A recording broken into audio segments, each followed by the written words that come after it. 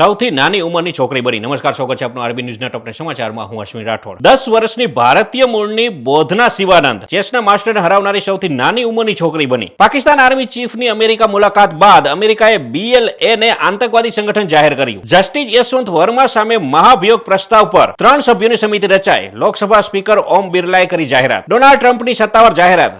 સોના પર કોઈ પણ જાતનું ટેરિફ નહીં લાગે. અમેરિકાના પેન્સિલ્વેનિયાના સ્ટીલના પ્લાન્ટમાં વિસ્ફોટ થતા 2ના મોત અને ઘાયલ. 35 વર્ષ જૂના સરલા ભટ્ટ ગેંગરેપ કેસ અને હત્યા કેસમાં SIAના યાસીન મલિક સહિત 9 આતંકવાદીઓના ઘરોમાં દરોડા.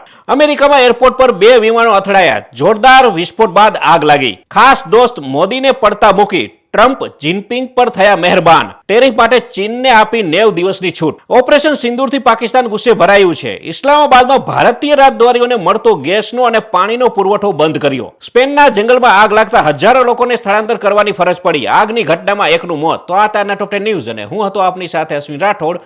જય હિન્દ, જય ભારત.